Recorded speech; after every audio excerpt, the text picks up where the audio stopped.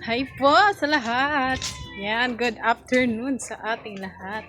So ngayon, dito kami kila ate. Ayan. Si Intay kaka-uwi lang din po kasi alas 5 na. Kakatapos lang nila ni Papa magtrabaho doon sa bahay at ako po ay nag-school din ako kaninang umaga at bukas ulit. So ayan, si Intoy. Hindi pa siya nakakaligo kasi Hindi nga kayo nga dalawa. Hindi nga kayong dalawa. Eh, yeah, yeah, yeah. Eh, yeah, yeah, yeah. Yung lonely be, yung lonely. Sige na, isa lang. Kayo ni Papa. Is a lonely. So, ayun po. Ayan, katulong ni Intoy doon ngayon sa bahay ay si Papa pa din.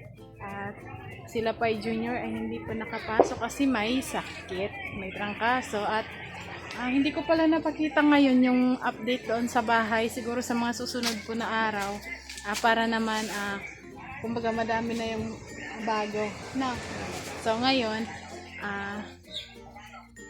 natutuwa, may ano lang kami, may surprise lang kami.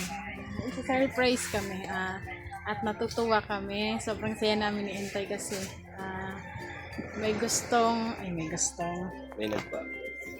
meron pong nagpaabot ng pagmamahal. Ay, Thank you po. thank you so much po. Sobrang thank you. At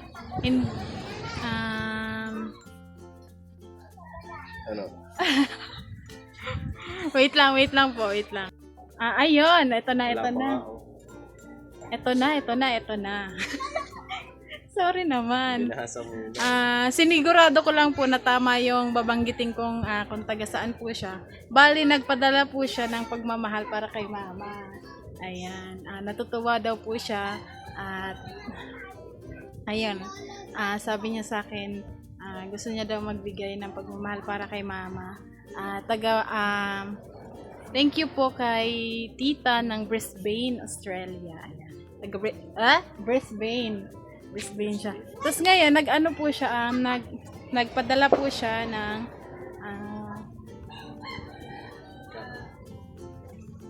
nagpadala po siya ng 2,000 pesos para ibigay ko po kay mama. So ngayon, hindi ko pa nakukuha yung yung padala niya kasi mag-aalas 5 na po. Siguro bukas na lang na. Tapos ngayon, may 2,000 naman ako dito kasi na-excite na po ako eh. Na-excite kami ni Intoy. Eh, ngayon, andun. Andun kumakain po. Kumakain ng kamote. Kumakain ng kamote, nagme-merienda. So ngayon, sabi... Ayun, gusto ko lang magpasalamat. Siyempre, maraming salamat po sa tita ng Brisbane, Australia. Ayun, maraming salamat po, ma'am. At ayaw niyang tawagin siyang ma'am. Ay, ayaw. Sige. Maraming salamat po, tita. Sana po pagpalain pa po kayo ng Panginoon Diyos. Ingat po kayo dyan lagi. Buong pamilya ba sila nandun? Yun, maraming salamat po sa pagmamahal na yung pinagkaloob niyo po sa biyanan ko. Thank you po. At magiging masaya yun. Bale, ano po kasi yun, kanina siya nagbigay, so hindi pa namin nakuha ni Intoy. Bukas na lang. So may 2K naman ako dito. Ako muna magbibigay para maibigay na natin. Ano kaya magiging reaction niya? So ayan, andito din si mama. Ayun o. Tawagin mo ako eh. Mamaya na yun. Ano sabihin ko?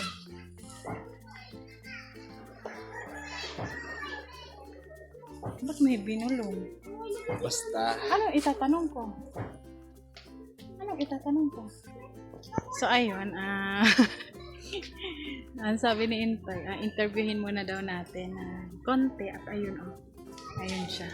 Kita ko naglalakad. Ang sabi ni Intoy, interviewin lang natin ng konti tapos kunyari mangungutang tayo, i-prank natin na mangungutang tayo. So tingnan natin kung may pera na ipapautang. Kasi ngayon po yung hanap buhay dito sa amin is hindi siya ganun ka ano yung pagdaloy ng hanap buhay kasi po ay malakas ang dagat. So halos karamihan dito ay hindi nakakapalaot kasi po siguro hindi kaya kasi nga po sa lakas ng alon ganyan. At yung mga nagdaang araw is pangit po talaga ang panahon. So ngayon pupunta siya doon sa babuyan kasi yung biik po namin isinisipon. Sabi ko sa kanya, kasi galing po kami sa bahay. Sabi ko, ma, tingnan mo muna yung yung biik doon. Kasi pinuntahan namin yung veterinaryo na turukan para mapaturukan namin yung baboy. Para naman may pumasok na gamot sa katawan niya. So kasi kawawa po yung biik namin. So ngayon wala yung veterinaryo doon sa bahay nila. At ngayon, nagsabi ako kay mama, tingnan niya nga yung baboy ngayon kung kumusta na. So ayan, puntahan natin doon at try nating mangutang. Tay, magkano utangin ko, Toy? 500? Magkano? Okay, sige. Tara. Mangutang tayo. Excuse me. Okay? Punta tayo dito sa aming babuyan. Ang haggard na ng pahili. Kamustahin muna natin ang mga big-big.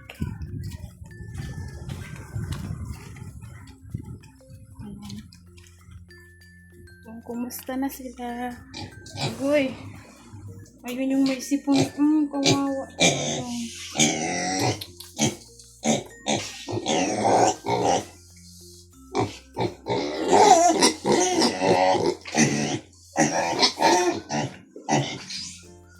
So ayun,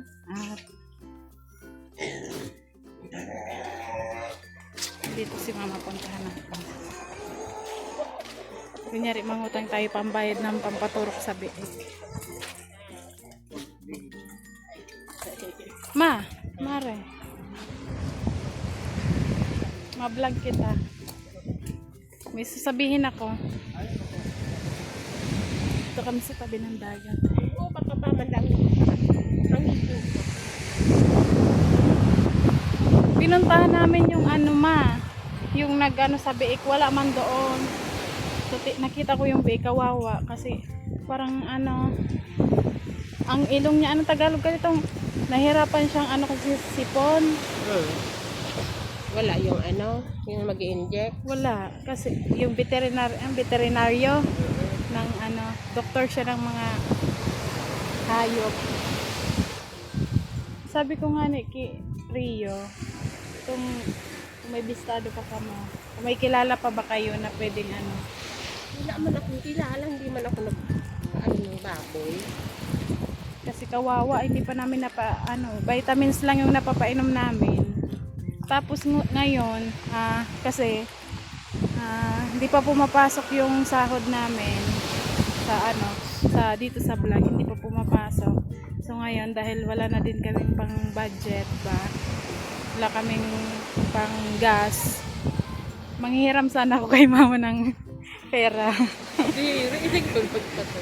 Manghihiram ako kay mama ng 2 okay. Hindi ito magparka. Pera muna ako ng 2K.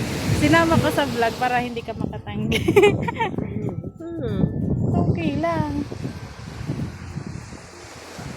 May pera ka? Dukoton. Ha? Dukoton. Anong dukuton? Nasa alkansya? Dukoton yun. Nasa alkansya daw. Dudukutin niya. Kasi wala pa akong pera. 2K lang muna hiramin ko. Kasi wala pang pasok. Di pa pumapasok yung sahod. Wala ko ba ngayong wibis ang dyan sa baboy? Wala pa. Hindi pa pumunta yung mag-i-inject dapat na isa pa na inaantay namin. Ngayon, naaawa na ako. So, naghanap talaga kami ni Intoy ng isa pang yung veterinaryo. Wala man dyan.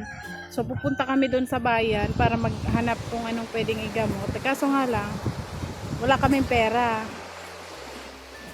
So, sabi ko kay mama na lang mangutang muna. Masuble. Manghiram ba? Hiram suble. Ayun, so, Bicol, soble, pahiram pa soble. May pang ka? Ikaw duma, dumadukot kita. Ayan, meron daw siya. So, manghiram tayo.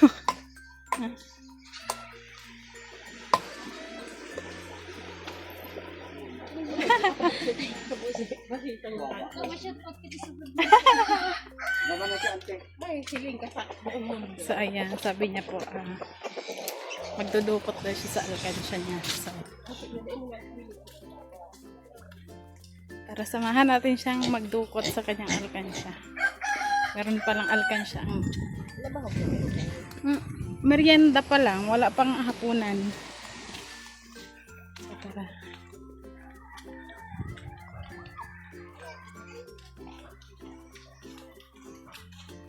Kasi,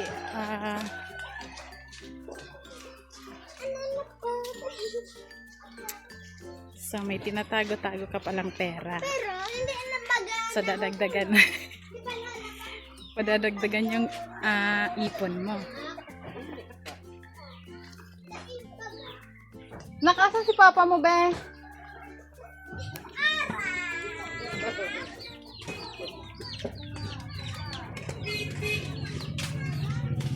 Sasali ko sa vlog.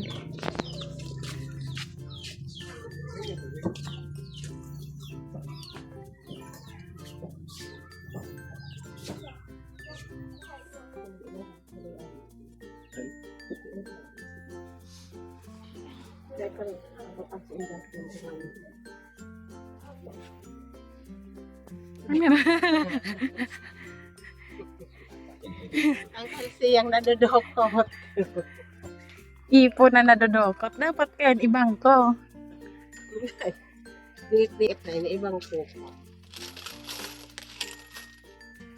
Hindi ako mabigat. May mga Ano ano. 20 yan? Ang daming laman ma. No, kaya 20. Kaunti lang ang papel. Naman yung mga yung papel. Konti lang daw yung papel, puro 20. Ilang ano mo yan? Ilang taon ba yan? O buwan mong inipon? Buwan pa lang. Buwan pala.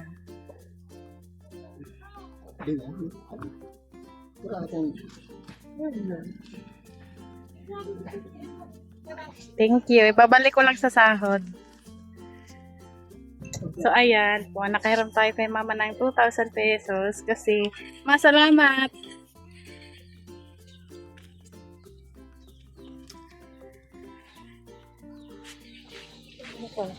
Tay!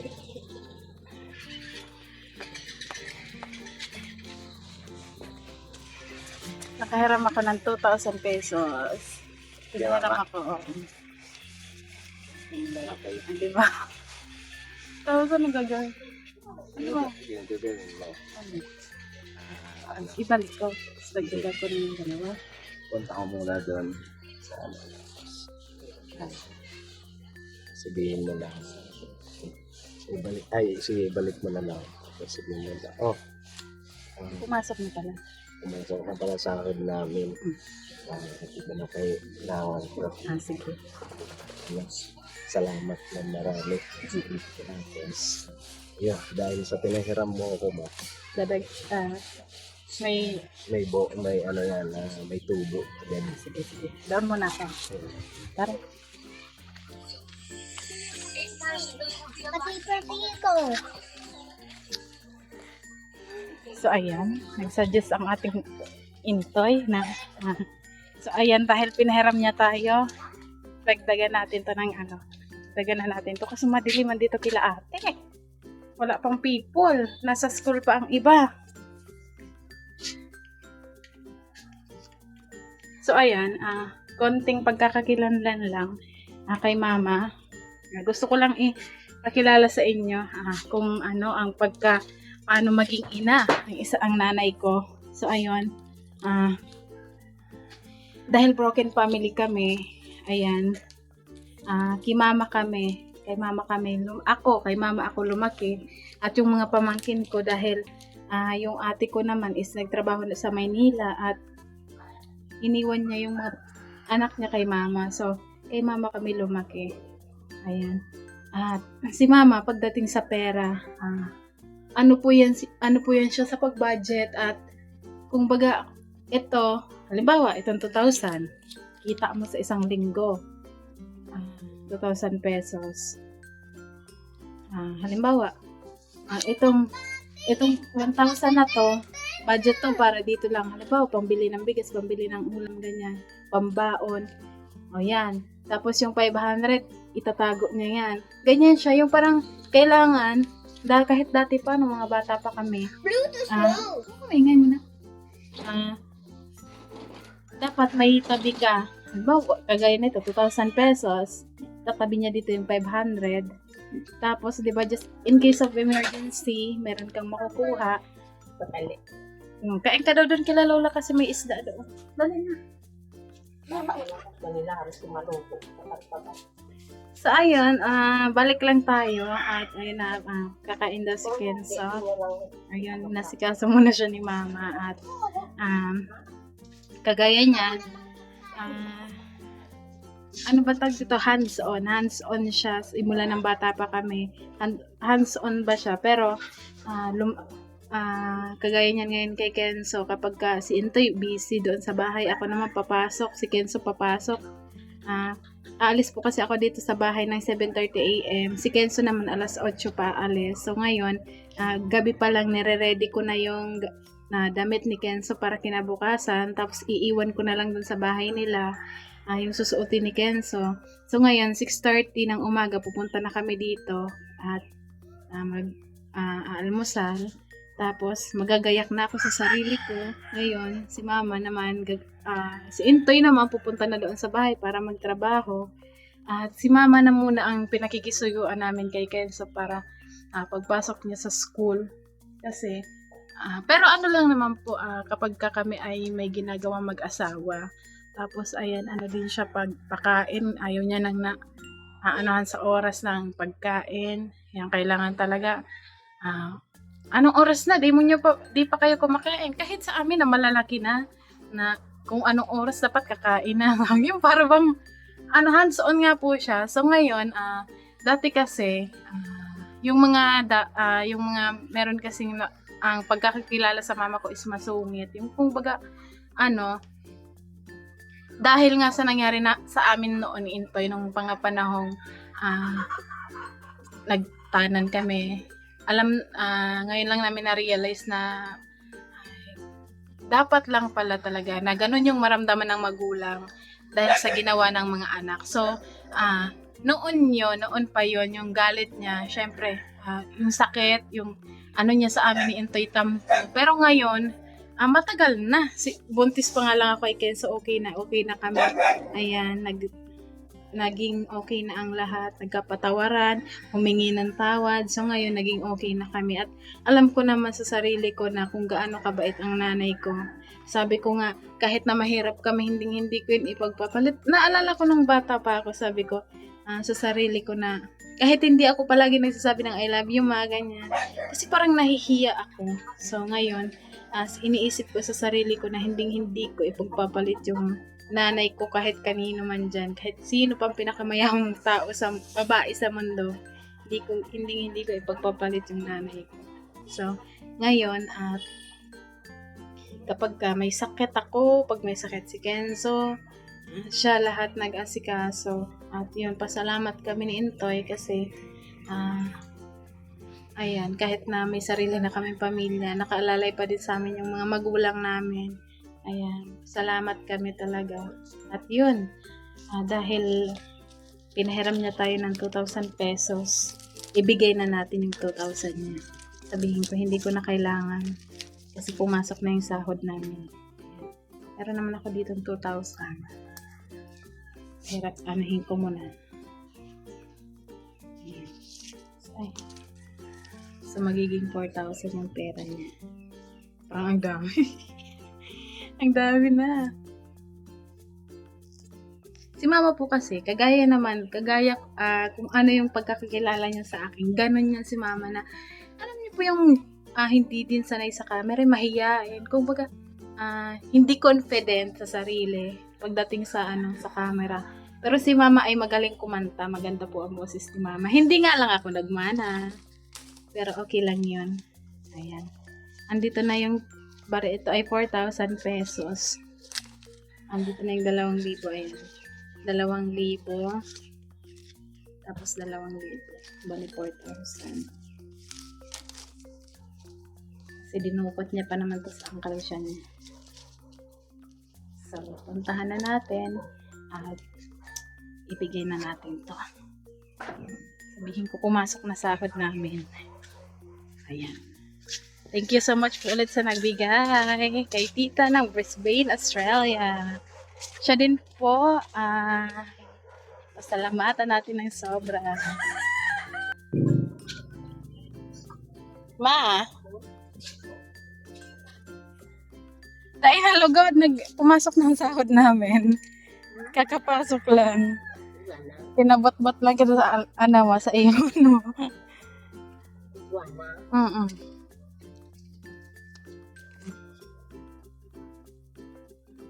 Bilang mo na, kung tama.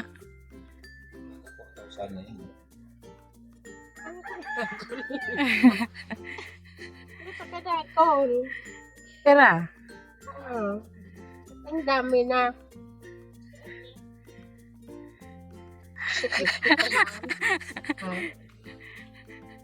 Pera yan. May tubo na, syempre. Pagka-video ka, babawi. Pagkatas daw ng video, babawiin ko yan. May nagpaabot ng pagmamahal galing kay tita ng Brisbane, Australia. Para kay mama, 2,000 pesos. Pangaran na. Tita ng Brisbane, Australia. Tapos Thank you, ma'am. pa yan. Tita, thank you po. Mama, Aanin mo yan. Tatago. Iipunan. tapos ipasahod pa. Tapos sahod. So, ayan. May babalik niya na doon sa kanyang lagay. Speechless. Yung dalawa, naging apat.